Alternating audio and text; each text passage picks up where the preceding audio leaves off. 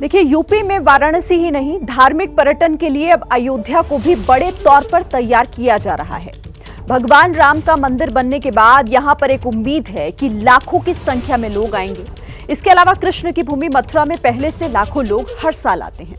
अगर योगी ने काशी, मथुरा और अयोध्या को साध लिया तो यूपी के वारे न्यारे हो सकते हैं। यूपी की अर्थव्यवस्था को 4 गुना बढ़ाने में धार्मिक पर्यटन का बड़ा रोल रहने वाला है। पर्यटन और रोजगार का गहरा संबंध है और इसीलिए ये किसी देश और राज्य की अर्थव्यवस्था से जुड़ा हुआ है। यूरोप के कई देश तो पर्यटन से होने वाली कमाई पर ही निर्भर हैं। स्विट्जरलैंड जैसे छोटे देशों की अर्थव्यवस्था का प्रमुख आधार टूरिज्म है, जिसके लिए इन देशों ने अपने प्राकृतिक सौंदर्य को संरक्षित किया, वहीं अपने नागरिकों को प्रशिक्षित भी किया है। उत्तर प्रदेश में भी धार्मिक टूरिज्म को बढ़ाने के लिए योगी सरकार ने कई अहम कदम उठाए हैं, जिनका असर भी अब दिखने लगा है। टूरिज्म के क्षेत्र में यूपी देश में सबसे अव्वल हो चुका है, जिसमें धार्मिक टूरिज्म का बड़ा योगदान है। भगवान श्री राम की धरती अयोध्या हो, श्री कृष्ण की नगरी मथुरा हो या फिर शिव की नगरी काशी, योगी ने जहां धार्मिक टूरिज्म को परवान चढ़ाया है, वहीं तीर्थराज प्रयाग में लगने वाले कुंभ ने इसे नई ऊंचाइयों पर पहुंचा दिया है। पर्यटन विभाग के आंकड़ों के मुताबिक साल 2012 से 2017 के बीच उत्तर प्रदेश में आने वाले देशी पर्यटकों की संख्या 99 करोड़ थी। वहीं करीब 1 करोड़ 20 लाख विदेशी टूरिस्ट भी आए थे। लेकिन साल 2017 से 2021 के बीच टूरिस्ट की संख्या करीब 27% बढ़ी और इसी दौरान करीब 125 करोड़ देशी और 1 करोड़ 31 लाख विदेशी टूरिस्ट यूपी में आए। टूरिस्ट की संख्या में इजाफे का असर होटल व्यवसाय पर भी पड़ा है। इस दौरान होटलों के कमरों की संख्या में तेजी से इजाफा हुआ है। होटलों में कमरों की संख्या 3000 से बढ़कर 4500 हो गई है।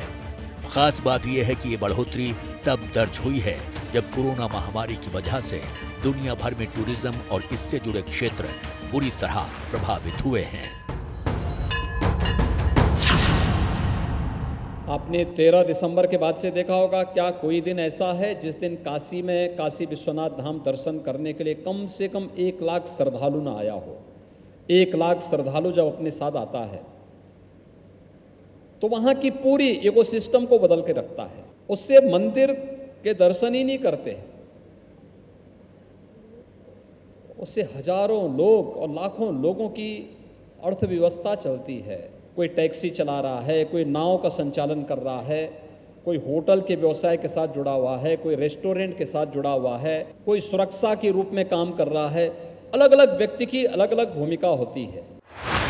धार्मिक पर्यटन के क्षेत्र में संभावनाओं को देखते हुए योगी सरकार ने पिछले कुछ सालों में पर्यटन स्थलों पर बुनियादी सुविधाओं को बेहतर बनाने पर जोर दिया है। वहीं सरकार का परंपरागत आयोजनों को नया स्वरूप देने पर भी फोकस रहा है। मेरे सरकार पिछले साल अयोध्या, गोरखपुर, बलिया, श्रृंगेरपुर, विंध्याचल, चित्रकूट, मथुरा, लखनऊ, गाजियाबाद, बरेली समेत कई जगहों पर रामायण कॉन्क्लेव आयोजित किए गए। तो वहीं अयोध्या में दीपावली से ठीक एक दिन पहले हुआ दीपोत्सव देश दुनिया में यूपी का ब्रांड बन चुका है। दीपोत्सव का ये आयोजन न सिर्फ यादगार बना बल्कि पर्यटन को पंख लगाने वाला भी साबित हुआ। अयोध्या में नए आंकड़ों के मुताबिक इस साल अभी तक करीब 1 करोड़ 54 लाख टूरिस्ट आए हैं, जबकि पिछले साल ये संख्या 60 लाख थी और साल 2019 में 2 करोड़ टूरिस्ट राम जन्मभूमि दर्शन के लिए अयोध्या आए थे। इसी तरह साल 2019 में ही प्रयाग में आयोजित कुंभ को भव्य बनाने के लिए तो सरकार ने खजाना ही खोल दिया था। कुंभ के आयोजन के साथ बहुत सारे रिकॉर्ड जुड़ गए। यूएनओ से जुड़े हुए 193 देशों में से 187 देशों के प्रतिनिधियों ने कुंभ के आयोजन में अपनी सहभागिता सुनिश्चित की और साथ ही साथ भारत के भी 6 लाख से अधिक गांवों से 24 करोड़ से अधिक श्रद्धालुओं ने कुंभ के आयोजन में भागीदारी सुनिश्चित की।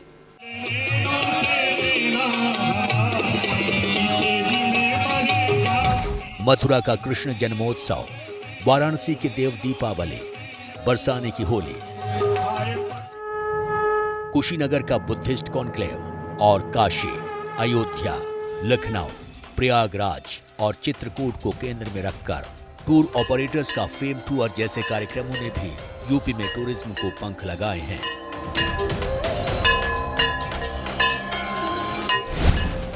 यूपी सरकार का अगले 100 दिनों में eco and rural tourism board और सभी जिलों में जिला पर्यटन और संस्कृति परिषदों का गठन का काम पूरा करने का टारगेट है और इसी से जुड़ी करीब 292 करोड़ रुपए की लागत से शुरू होने वाली 170 परियोजनाएं भी योगी सरकार के एजेंडे में हैं।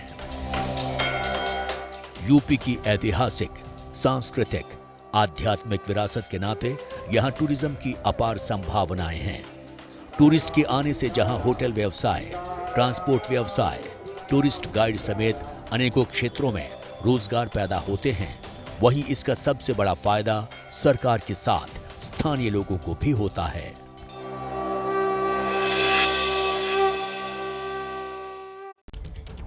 योगी के 1 ट्रिलियन के प्लान में धार्मिक स्थलों का क्या महत्व है, ये तो आपने आज समझ लिया।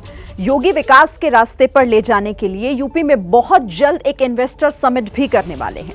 इस इन्वेस्टर समिट में क्या होगा और यूपी में इंफ्रास्ट्रक्चर प्रोजेक्ट को लेकर योगी के क्या नए प्लान हैं, इसे लेकर आपको हम जानकारी देते रहेंगे। एबीपी न्यूज आपको रखे आगे।